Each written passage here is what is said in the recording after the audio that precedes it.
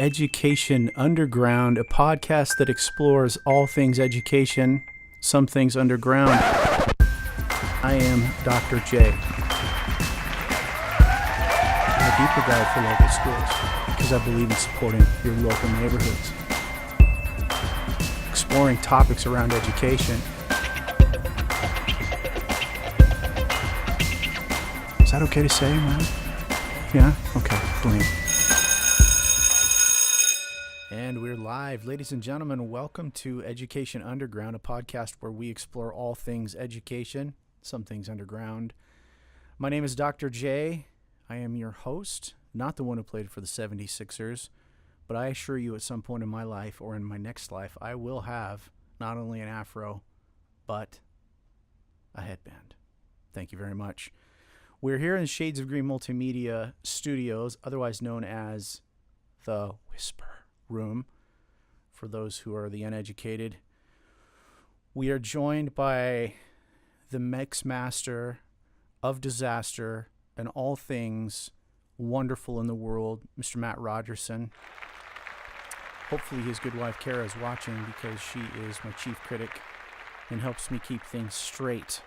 Also shares. So go by shadesofgreenmultimedia.com, hashtag Shades of Green Multimedia, Mind for the Making, hashtag Mind for the Making, and look at all the wonderful things that are going on in the world. We're glad that you're here. We invite you to listen, like, share, and subscribe. Episodes 1 and 2 are up on our YouTube channel. Thank you to Matt and his crack team of interns from all over the Craigslist universe, and those who just come in because they want to do wonderful things. Disclaimer, ladies and gentlemen, my thoughts and opinions are my own. They do not, under any circumstances, represent the institutions, organizations that I affiliate or work with or for. So please keep that in mind as we go along. Books we are reading, a feature that we added in episode 2 and sort of spoke about in episode 1. If you'll remember, episode 1, we talked about a book by Rick Dufour, In Praise of American Educators, an absolutely wonderful book about all the good that's going on in education, in the classroom, out of the classroom. And in episode 2, we talked about Catching Flow, altered states of consciousness, and how people are achieving a sense of deep productivity that is aligned with their heart and soul.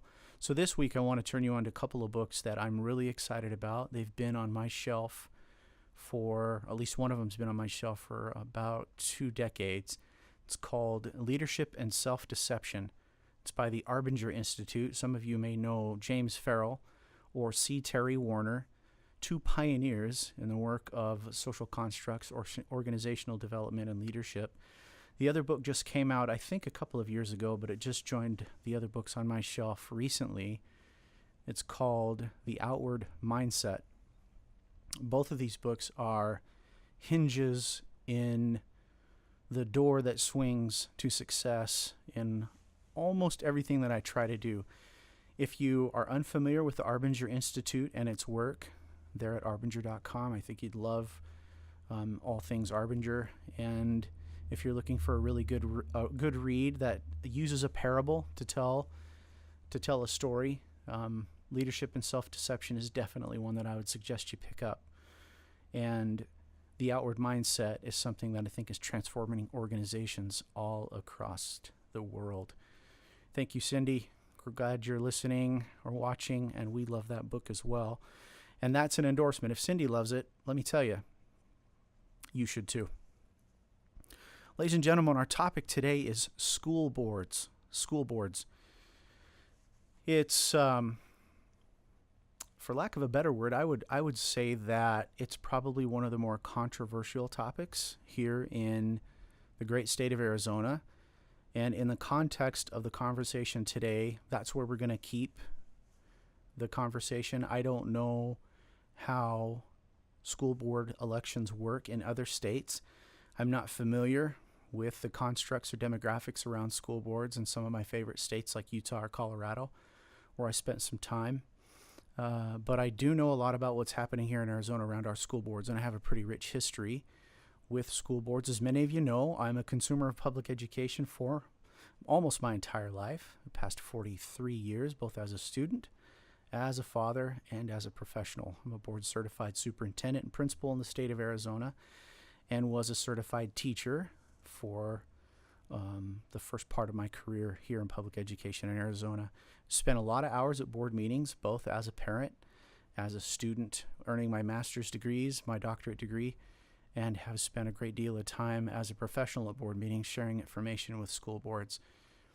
So everything that I'm going to say is in the context of a deep love and appreciation for those who voluntarily serve, because it is voluntary, on our public education school boards, both for charter and district schools. And if you didn't know, it is a volunteer position. It's an elected position here in Arizona, here in Maricopa County. And many people who join school boards do so out of the goodness of their heart. They really have a vested interest in supporting their local community, which is what I think a school board is intended to do. And it does a pretty bang-up job, if I may say so, of doing so. So school boards are typically they contain 5 members who live within a district's boundaries. If you're talking about a public district school board, there are 5 members who are elected from the different areas within the district. Charter school board, which is also a public school, are made up of members who voluntarily join the board. They're typically recruited by the existing board members or those who have founded the school because they have an interest in the school's mission. They have something in common or something that aligns with their profession. Many of the charter school boards will recruit individuals that can help them with legal, financial, operational, facilities, human resource, those types of things to help round out the organization as a whole. In a public district, as I mentioned, those individuals are elected, and they serve typically a 2-year term. So every 2 years, you're rolling over anywhere from 2 to 3 board members because of the election cycle. Those election cycles are supervised or monitored by the county superintendents. In Maricopa County, the county superintendent was an individual by the name of Dr. Don Covey, and he had served as a superintendent in his professional career and then had gone on to be elected to the school board for Maricopa County. He was the superintendent. So he oversaw all of the school board elections that happened in Maricopa County, and each county in Arizona has a county superintendent that looks after those elections for those elected positions.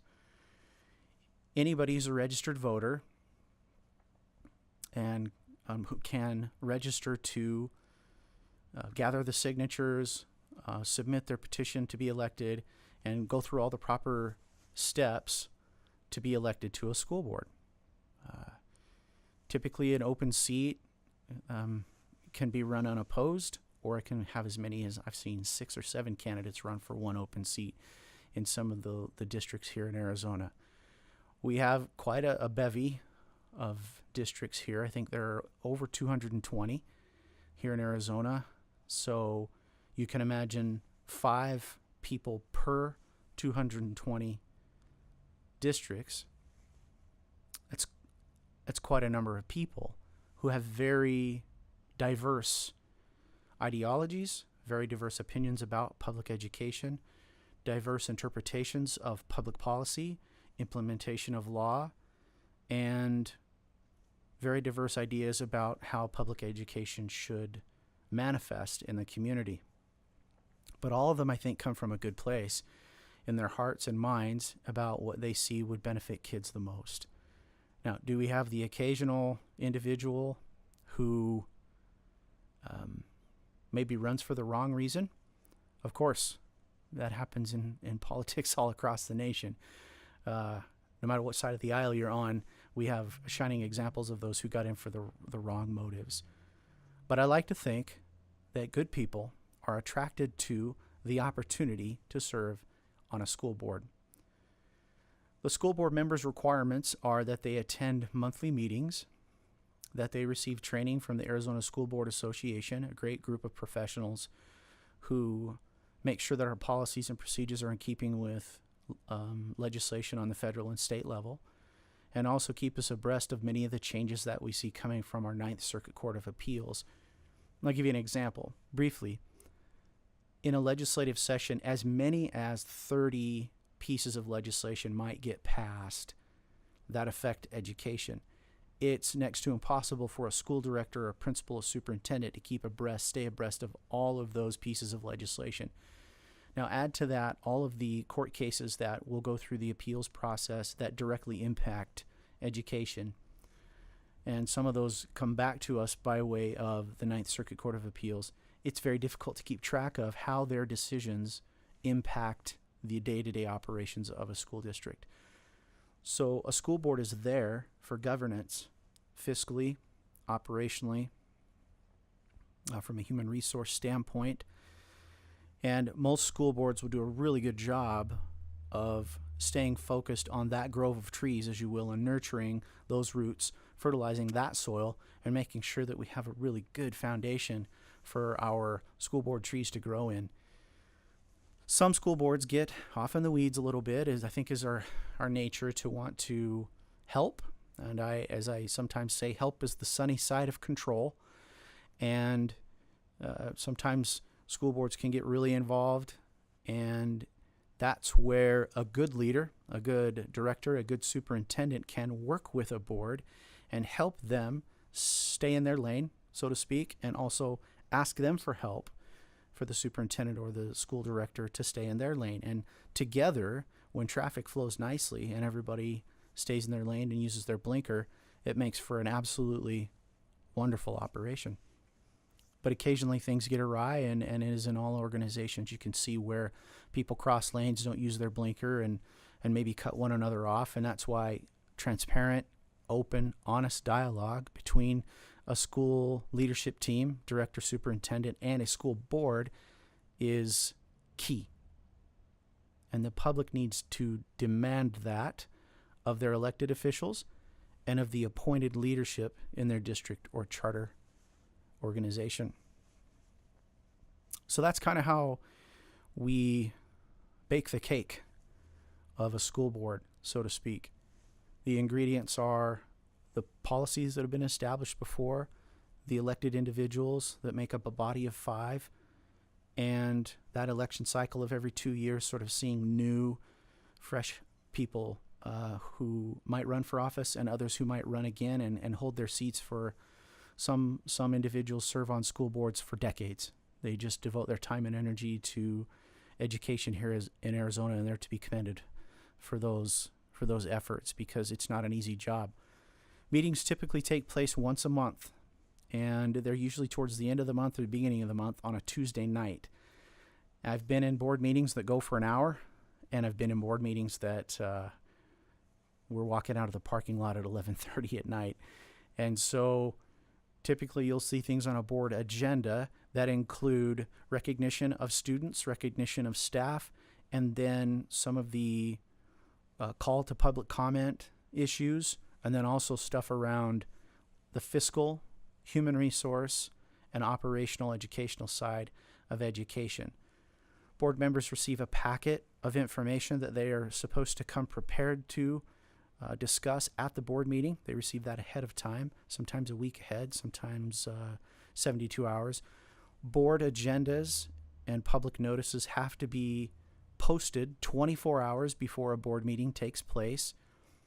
And anytime you have a quorum or more than 3 board members gathered in one place, it's considered a board meeting.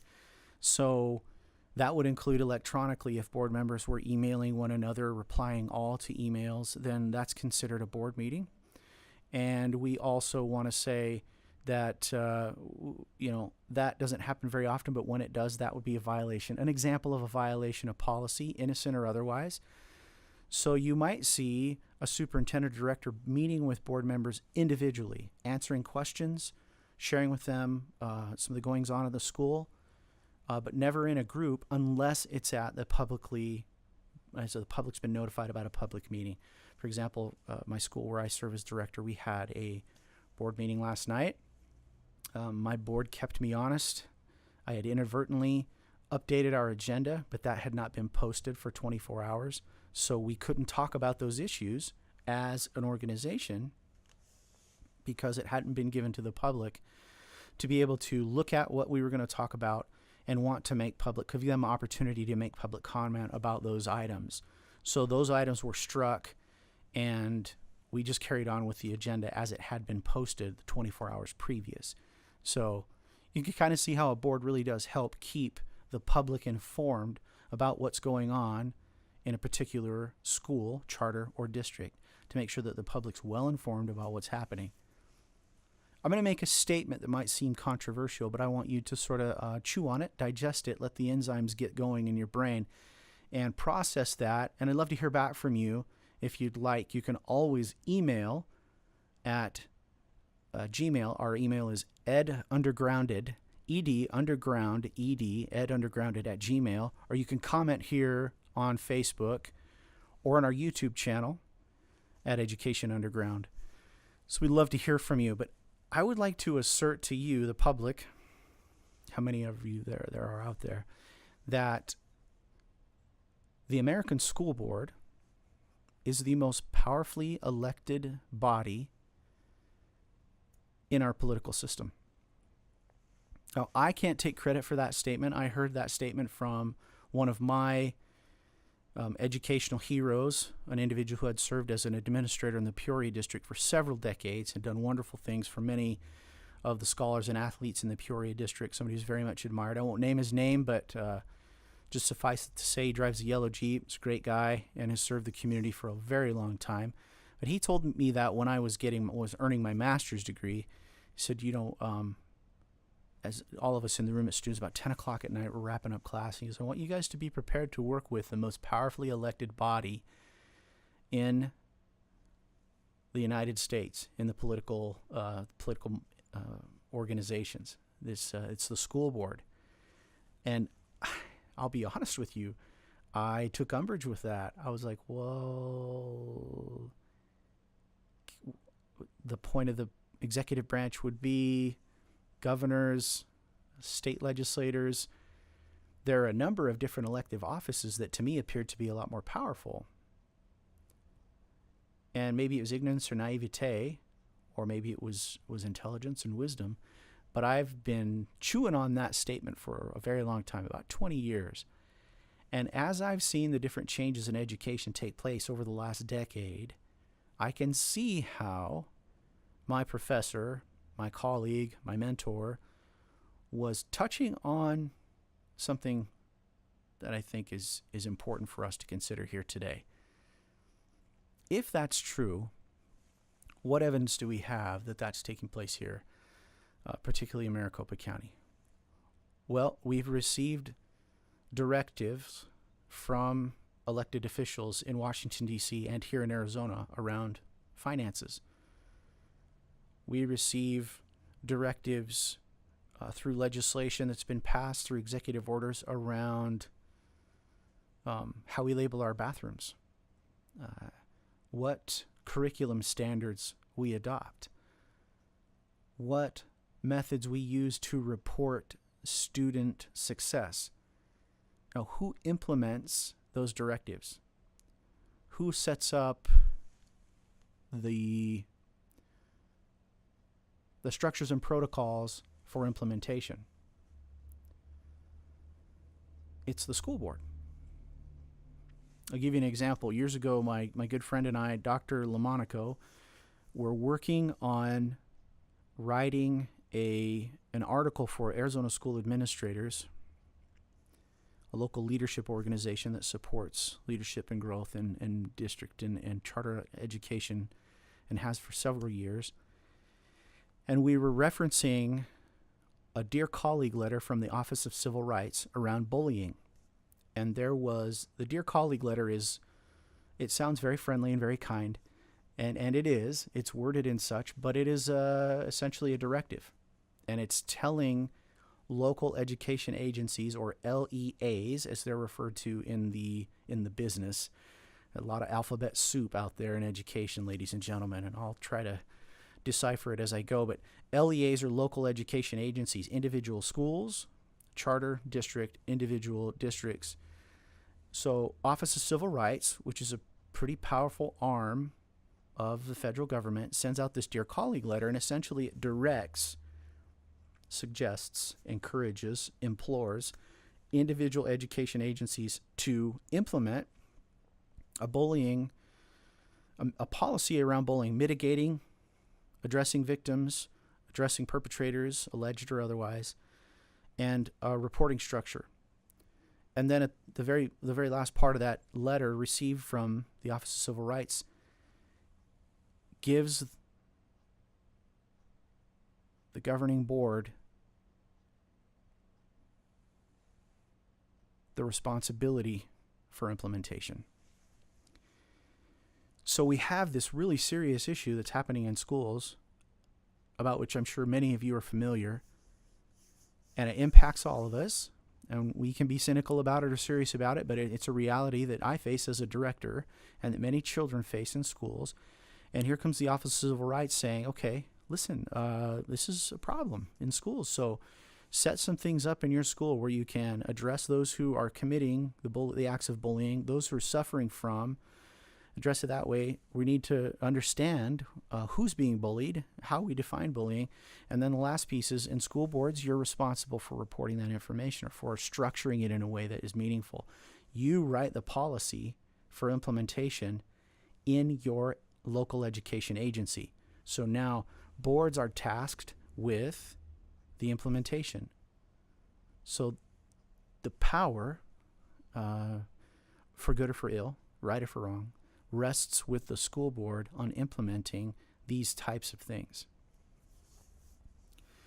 Now, whether we're comfortable or uncomfortable with that, we have a reality where 5 volunteers from the community who sometimes aren't experts in the dynamics of education, public education, what actually goes on day to day in the schools. That would be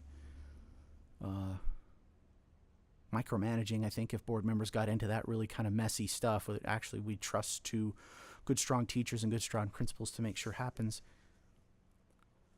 But they're now supposed to craft a policy and procedure that will help meet the requirements set forth by the Office of Civil Rights and help support students and teachers and parents and community members in the local education agency to the highest degree. That's power, ladies and gentlemen. That's a great deal of power, a great deal of responsibility. What's the quote from Spider-Man? Where there is power comes responsibility. Not a big Spider-Man fan. Sorry, folks. I know I just offended probably the whole entire listening audience. I don't know, he just never did it for me. Not a Spider-Man guy. More of a Doctor Strange, Silver Surfer, men of substance. Men of passion. Anyway, where there is power comes great responsibility, and school boards are tasked with this in line with all 30 of those, 30 plus, pieces of legislation, all of the stuff that's coming back from the Ninth Circuit Court of Appeals, all the executive orders that come down from Washington, D.C., and the Federal Department of Education, State Department of Education. School boards are tasked with making sure that this gets into the policy manuals, and then teachers and administrators and paraprofessionals, cafeteria workers, transportation folks, paraprofessionals are all trained on its almost perfect implementation because it's law. And the consequences of breaking a law are can be serious. It can not just from from getting sued or having something on a record or something, but it impacts individual people's lives. If we fail to implement a solid anti-bullying policy, there are children and teachers and families who aren't getting the help and support that they need. So, ladies and gentlemen, the bottom line is school boards are the most powerfully elected body when it comes to politics in the United States. So how are we supporting them as a public when their purpose is to approve salary contracts, to approve bids for capital improvements, resurfacing parking lots, air conditioning units, roofs, the purchase of laptops. There's a whole process that districts and charter schools have to follow, and the board has to have oversight in those areas, to include setting teacher salaries based on what the budget that we receive from the Arizona State Legislature.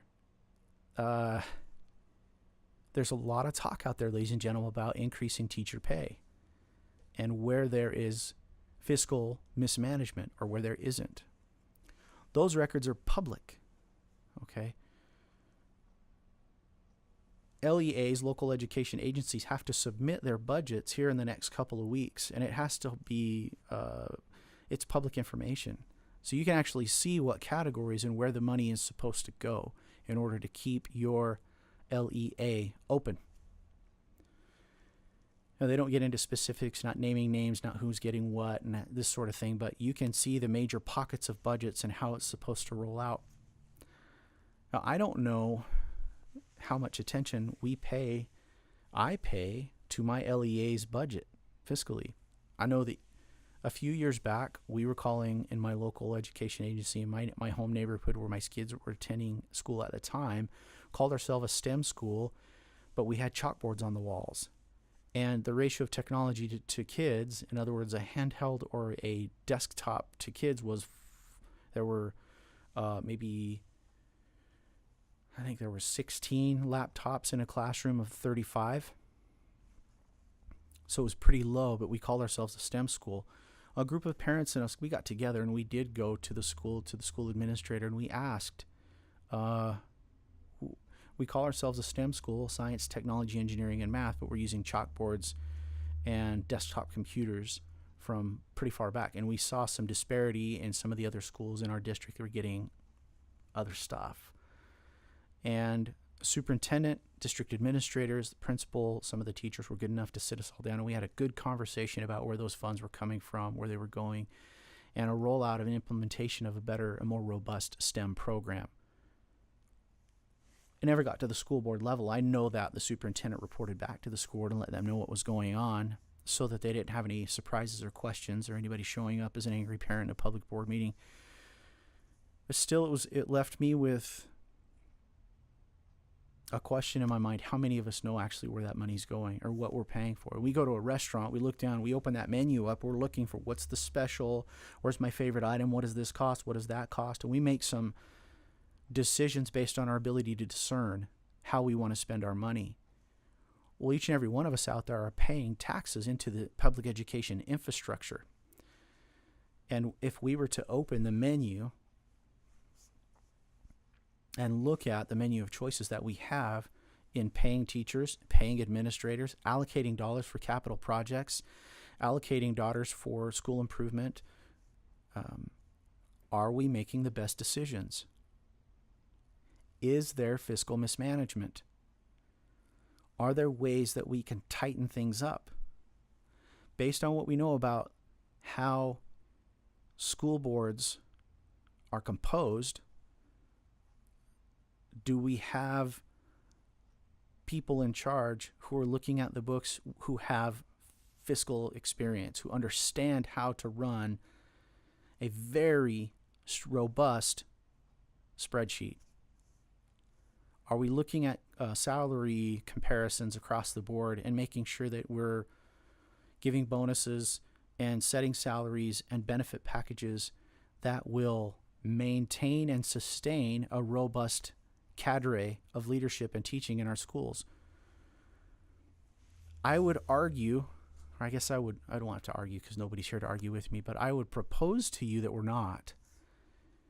That there's not necessarily good fiscal management out there. I think there's mismanagement. It's not with ill intent, but I think it's out of, well, this is the way we've always done it. This is the funding formula that we've always used. This is the footprint for a high school. It's always been 15 acres, so that's how we build high schools. We build out, we don't build up. 8 acres for elementary schools. Well, in an environmentally safe and an environmentally conscious arena, do we need 8 or 15 acres to build a high school? Is that an infrastructure that a district can manage given our current budgets and our projected budgets later on? Well, it turns out, as evidenced by the number of bond overrides and bond elections that are constantly coming up to the public to vote on getting more money in exchange for pretty much putting our public education facilities and capital items in hock in exchange for cash to run a business. It's not working. It's not working. We can't manage the way that we're doing. So do we change the way we build schools?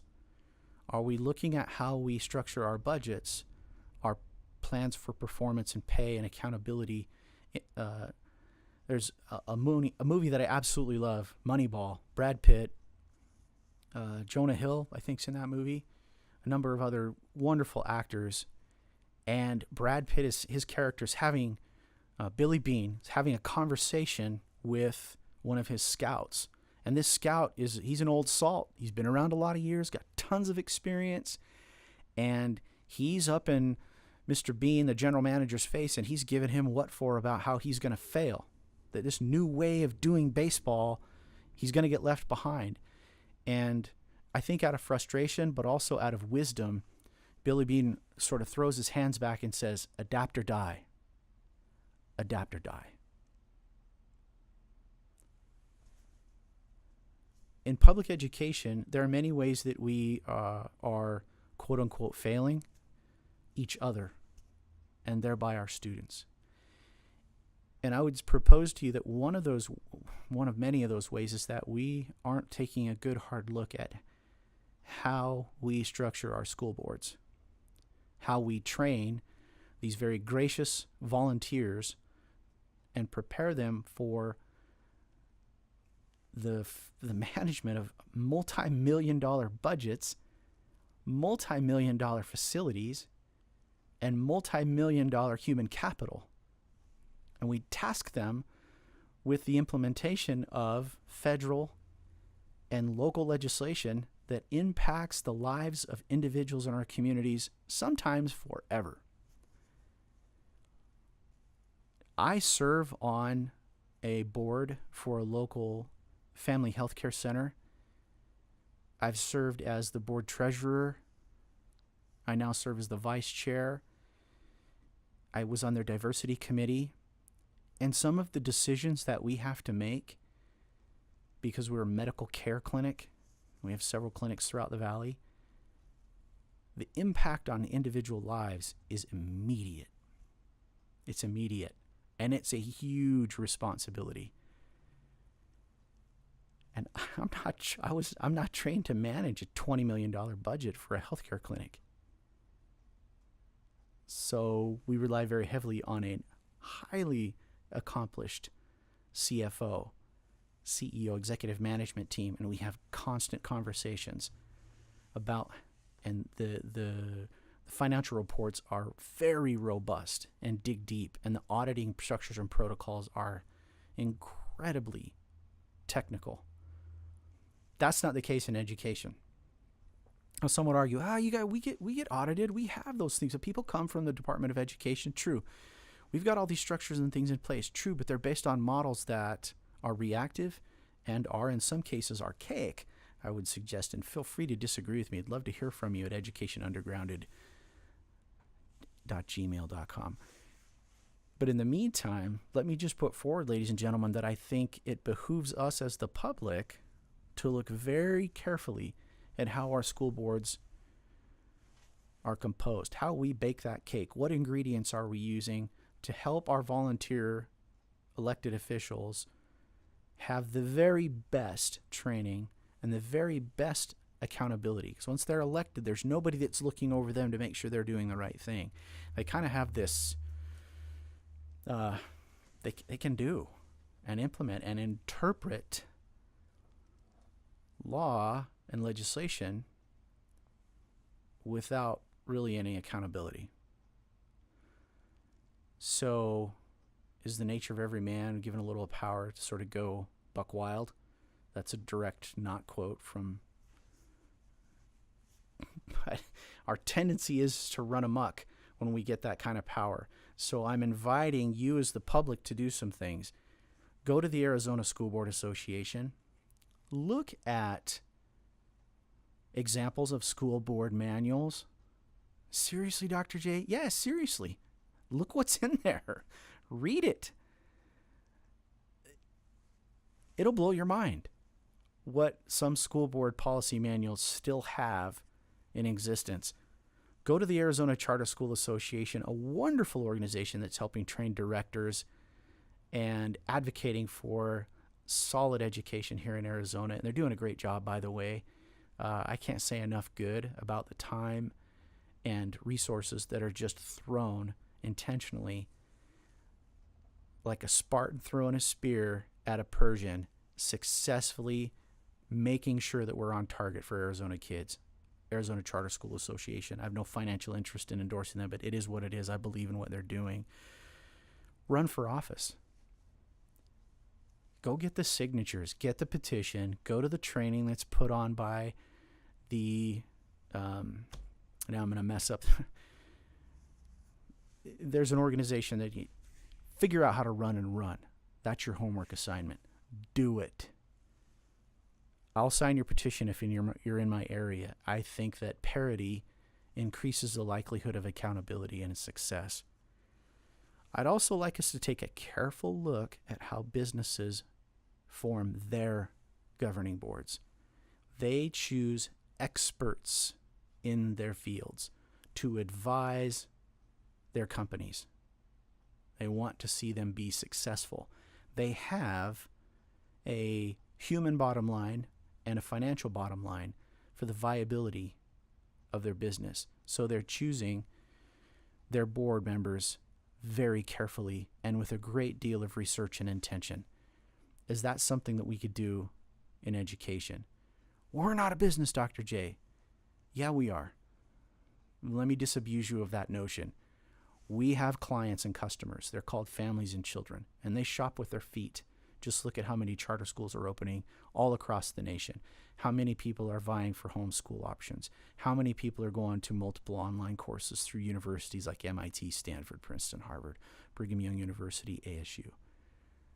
So people are shopping with their feet, ladies and gentlemen, in education, public education. So yeah, we have customers, and they do operate like a business. I have a budget where I'm the school director, and I have to watch it like a hawk.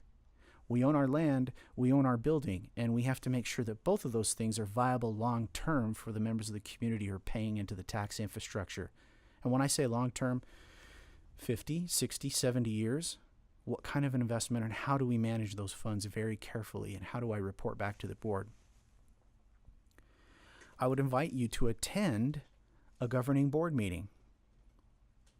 Go to your district or your charter school, find out when they hold their meetings, pick a date, stop by your favorite beverage spot, get an iced tea, get an iced coffee. It's hot in Arizona. Get an iced Coca-Cola, get a smart water, and go in and sit down and sign in and pick up an agenda and listen.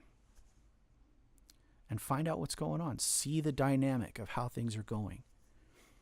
Get a feel for what the organization's doing. How are the board and the superintendent working together on behalf of the children, the single most precious resource in America?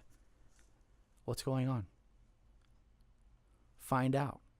And then I would invite you to, with all the compassion and love and responsibility, hold your board members accountable. Hold your superintendents and directors accountable. There's sort of an unspoken, unwritten rule among superintendents and in some cases directors in education. We are only as, our shelf life is only as good as a three-person majority, a 3-2 majority. Because in a governing board, if there's a majority of people who want you gone, then you'll be removed. You'll be voted out. And that happens for sometimes the right reasons and sometimes the wrong reasons. People get personal, and it can get ugly. but there's a fiscal impact to a school and a district's budget that is underreported to the public. Superintendents sometimes sign 3-year contracts. Board election cycles are the 2 years. So if a board majority shifts in the middle of a superintendent's contract or at the beginning of a superintendent's contract, and the board and the superintendent cannot resolve their differences, the superintendent is let go. The balance of their contract, ladies and gentlemen, is paid out. Where does that money come from? It comes from you. That individual is still being paid and they're not working on behalf of your children in your district.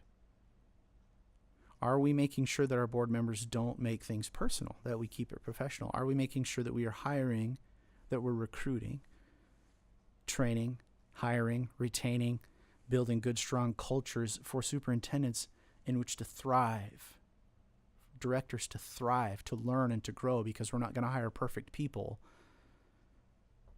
The organizations aren't perfect.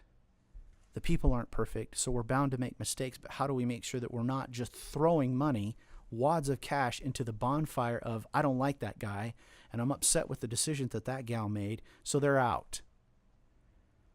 And then here comes a new superintendent with a new set of ideologies and a new set of expectations, and they're going to spend and derail and change, and all of those things cost money.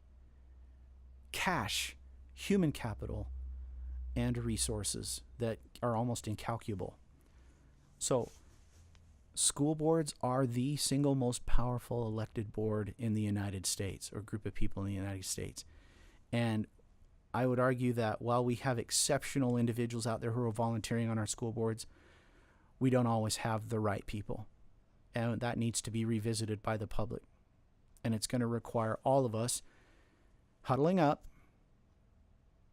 setting aside some of our own ideologies and differences and saying what's best for kids. The most overused cliche in education, but it happens to be true.